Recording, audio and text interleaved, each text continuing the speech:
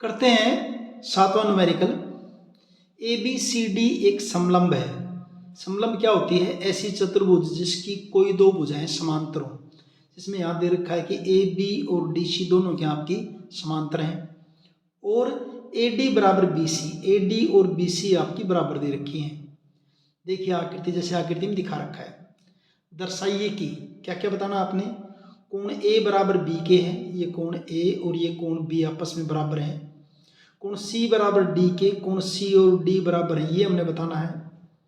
उसके बाद त्रिभुज ए बी सी, बाद में बनाऊंगा इसको मैं फिगर को, बी ए डी के सर्वांग है। और चौथा बताना है विकर्ण ए सी और विकर्ण बी डी आपस में क्या है? बराबर है।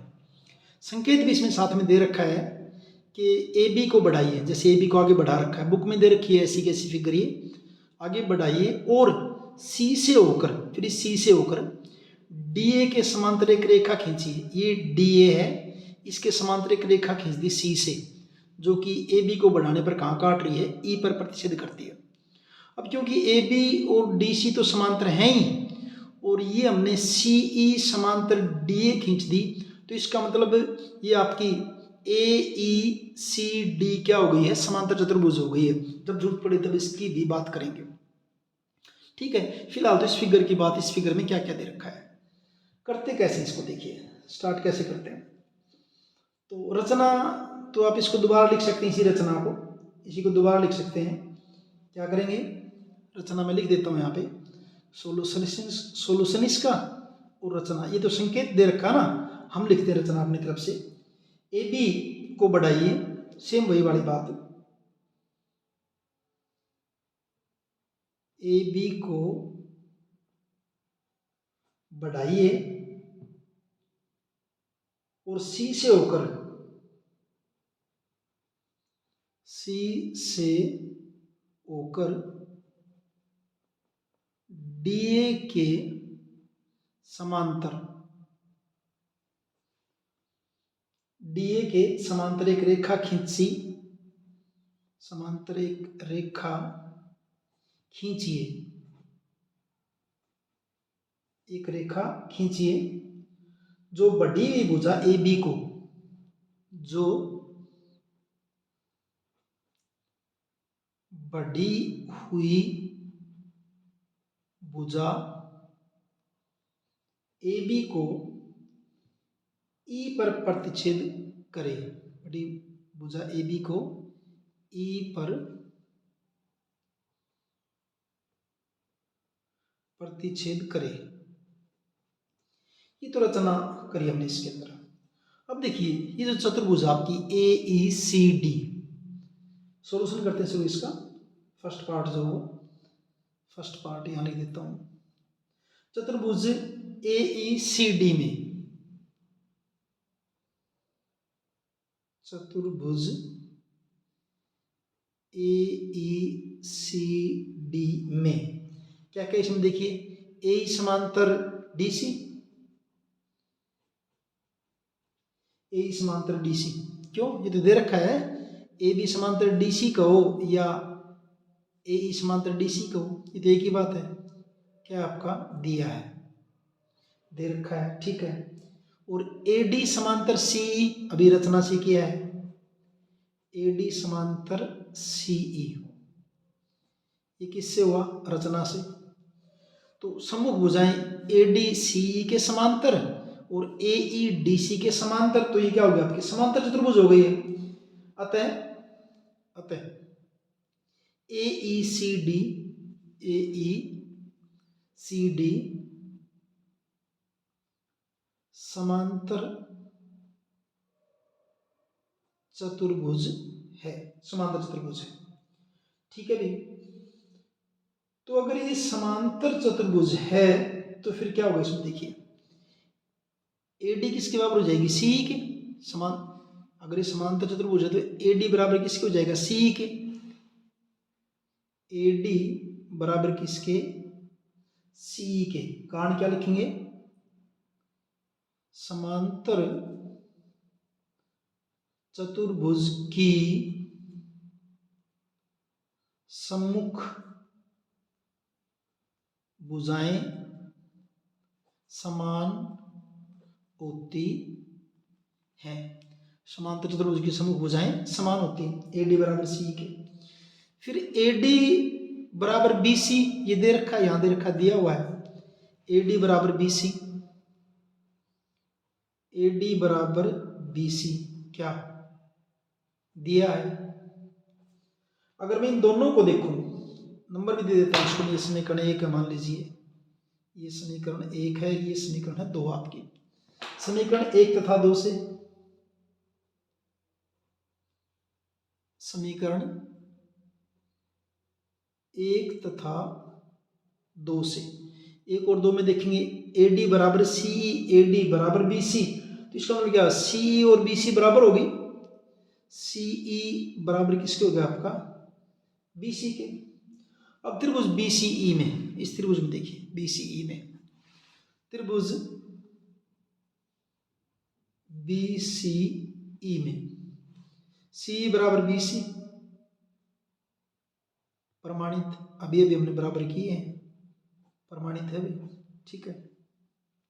अब CE के सामने देखिए कौन सा कोण है, CE के सामने मान लीजिए इस कोण का, मैं बाद में भी करूंगा, जैसे ये कोण 1 है, ये 2 है, इस कोण का नाम मैंने कर दिया 3 और इसका नाम कर दिया मैंने 4, ये कोणों के नाम रख दिए इनके, दिख नहीं रहा, हाँ देखिए ये 1 है, ये 2 है, ये 3 है और ये 4 है। अब त्रिभुज के अंदर समान भुजाओं के सम्मुख कोण क्या होते हैं, समान होते हैं। तो CE के सामने यहाँ देखिए, C इस त्रिभुज BCE में, त्रिभुज BCE में CE के सामने कौन सा कोण है 3, BC के सामने कौन सा कोण है 4। अब CE और BC अगर बराबर हैं तो कोण 3 और 4 क्या हो जाएंगे आपके, बराबर हो जाएंगे। तो यहाँ लिखता हूं मैं कोण 3 बराबर किसके, कोण 4 के। कारण क्या लिखेंगे, त्रिभुज की समान भुजाओं के सम्मुख कोण समान होते हैं। समान भुजाओं के सम्मुख कोण क्या होते हैं आपके, समान होते हैं। कोण 3 बराबर कोण 4 होगा भी, ठीक है। अब और देखिए कोण 2 प्लस 3, ये देखिए यहाँ पे अगर 2 और 3 का जोड़ करूं तो कितना होगा, 180 होगा, रैखिक युग्म। कोण 2 प्लस 3 और 3 बराबर 4 किया है, इसको मैं नंबर 3 दे देता हूँ, समीकरण नंबर 3, आगे जरूरत पड़ेगी तब देखेंगे। समीकरण नंबर 3, अच्छा कोण 2 प्लस 3 कितना, 180 डिग्री, और नंबर दे देते हैं इसको 4। कारण क्या लिखेंगे, रैखिक युग्म, ठीक है। और कोण 1 प्लस 4 180, इसको दे देते हैं नंबर 5। ये कहां से आएंगे, अंतःकोण, रीजन लिख देता हूं, अभी बताता हूं। अंतःकोण देखिए 1 और 4, ये आपकी AECD समांतर चतुर्भुज है, ये दोनों रेखाएं समांतर हैं, ये तिर्यक रेखा है, तो तिर्यक रेखा के एक ही ओर के अंतःकोणों का योग 180 डिग्री होता है। इसलिए यहाँ क्या किया मैंने, 1 प्लस 4 बराबर कितना कर दिया, 180 कर दिया। अगर इन दोनों को 4 और 5 को अगर देखूं, ये भी 180, ये भी 180, तो इसको मैं क्या लिख सकता हूं, कोण 2 प्लस कोण 3 बराबर किसके हो जाएगा, कोण 1 प्लस कोण 4 के बराबर हो जाएगा। 2 प्लस 3 बराबर कोण 1 प्लस कोण 4। अब देखिए यहां से, क्योंकि कोण आपके 3 और 4 क्या है आपके बराबर है, यहां पे ये रहे, अगर 3 और 4 बराबर हैं तो क्या बचेगा, फिर 1 और 2 भी आपस में क्या हो जाएंगे, बराबर हो जाएंगे। तो यहां क्या लिखूंगा, देखिए यहां से कोण 2 बराबर कोण 1, सामने कारण क्या लिख दूंगा, क्योंकि कोण 3 और कोण 4 आपके क्या है, बराबर है। कोण 2 बराबर कोण 1, और कोण 2 आपका क्या है, कोण 2 है यहाँ पे हमारा B, और कोण 1 क्या है हमारा A, यानी यहां से क्या हो गया आपका, कोण 2 किसको लिखा हमने, कोण B को, 1 किसको लिखा है, A को, तो यहां से क्या हो जाएगा, इसलिए कोण B बराबर किसके हो जाएगा, कोण A के, ये हुआ यहाँ पे हमारा फर्स्ट पार्ट हुआ अभी यहाँ तक। अब बात करते हैं सेकंड पार्ट की, और सेकंड पार्ट के लिए ये फिगर मेरे को दोबारा बनानी पड़ेगी नेक्स्ट पेज पे। दूसरा भाग देखिए, दूसरे भाग के लिए क्या लें, ए बी सी डी क्या आपकी समलंब है, ए बी सी डी समलंब है, जिसमें दे रखा है कि ए बी और डी सी आपस में क्या है, समांतर है। तो समलंब है तो देखिए कोण 1 प्लस डी, एक और डी, कोण 1 प्लस कोण डी बराबर कितना, 180 नंबर बराबर 180। और इसको समीकरण नंबर 6 का देता हूँ। रीजन वही अंत्य कोण, क्योंकि समांतर रेखाएं तो तिर्यक रेखा के एक ही ओर के अंत्य कोणों का योग 180 डिग्री होता है। ठीक है, फिर 2 प्लस सी, ये भी 180 होगा।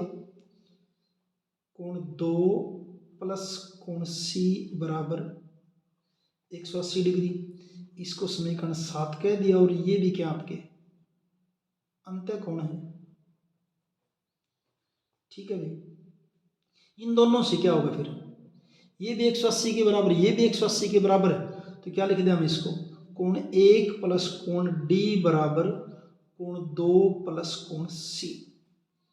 ठीक भाई, अब 1 और 2 को हम पीछे बराबर सिद्ध करके आ चुके हैं। 1 और 2 को हमने यहाँ पे क्या किया है, 1 और 2 को तो बराबर सिद्ध किया है। तो यहाँ अगर 1 और 2 आपके बराबर है तो इसका मतलब क्या हो जाएगा, डी और सी भी आपस में क्या हो जाएंगे, बराबर हो जाएंगे। कोण डी बराबर किसके, कोण सी के। और कारण क्या लिख देंगे यहाँ सामने, क्या कि कोण 1 बराबर किसके है भाई, कोण 2 के है। ये रीजन हो गया इसका। चलो दूसरा भाग हो गया। अब करते तीसरा भाग, थर्ड पार्ट के लिए इस फिगर को दोबारा से फिर बनाते हैं। देखिए कैसी थी फिगर, ये आपकी समलंब दे रखी थी ऐसे, जिसमें ये साइड इसके बराबर है, ए बी सी डी समलंब दे रखी है, ए बी सी डी। फिर क्या है, इसके समांतर एक रेखा खींच रखी है ऐसे, ए बी को आगे तक बढ़ा रखा है, ये पॉइंट ई है। ऐसे ऐसे फिगर दे रखी है। अब वो कोण 1 2 3 4 वो नहीं लिखेंगे, थर्ड पार्ट के लिए अलग से फिगर बना दी है, क्योंकि इसके अंदर हमने किस किस को सर्वांग समसिद्ध करना है, त्रिभुज ए बी सी। अब पहले त्रिभुज ए बी सी बने तो त्रिभुज ए बी सी कैसे बना देंगे, मैं इसको मिला दिया ए को और सी को, त्रिभुज ए बी सी। और दूसरी त्रिभुज आपकी बी ए डी, ये हो जाएगा आपके यहाँ से बी ए डी। इन दोनों को ए बी सी ये वाली, ए बी सी और बी ए डी ये, इनको हमने क्या करना है, इनको हमने सर्वांग समसिद्ध करना है। तो इसके लिए क्या करेंगे, देखिए त्रिभुज ए बी सी तथा त्रिभुज बी ए डी में, ए बी सी और बी ए डी में, पहली बात ए सी बराबर किसके, पहली बात बी सी बराबर ए डी के, बी सी ए डी तो दे रखा है, इस ए बी सी की बी सी ले ली, बी सी बराबर किसके, ए डी के। क्यों दिया है, बी सी बराबर ए डी के। और कौन ये वाला कोण बी, और दूसरी क्या आपकी बी ए डी, ये पूरा कोण, ये दोनों अभी हमने बराबर सिद्ध किए हैं, 1 और 2 इस फिगर में किया ना हमने, इनको 1 और 2 को या ए और बी को, इनको हमने बराबर सिद्ध किया है अभी, यानी कि कोण बी बराबर किसके, कोण ए के, कोण बी बराबर किसके, कोण ए के, प्रमाणित। अभी हमने इनको बराबर सिद्ध किया है, प्रमाणित है। ठीक है भाई, और क्या करें, ए बी बराबर ए बी, ये दोनों की कॉमन हो गई, ए बी बराबर किसके, ए बी के, वैनिष्ठ। तो दो भुजाएं बराबर हो गई, कौन बराबर होगा, त्रिभुज है आपकी सर्वांग सम। इसलिए त्रिभुज ए बी सी सर्वांग सम त्रिभुज किसके, बी ए डी के। कारण क्या होगा, SAS सर्वांग क्षमता, SAS सर्वांग क्षमता। ये थर्ड पार्ट हो गया। फोर्थ पार्ट तो इसी के अंदर है, या अगर सर्वांग सम है तो इनकी संगत भुजाएं समान होंगी। तो चौथा भाग, क्योंकि त्रिभुज ABC सर्वांग सम है त्रिभुज BAD के, अभी हमने किया है, तो इसका AC और इसका BD क्या हो जाएंगे, बराबर हो जाएंगे। इसलिए विकर्ण AC बराबर विकर्ण BD, कारण लिख देंगे क्या, सर्वांग सम CPCT सर्वांग सम त्रिभुजों के संगत भाग समान होते हैं। और इस ढंग से आपका ये 7th न्यूमेरिकल कंप्लीट है। मिलते हैं अगले वीडियो में। Thank you.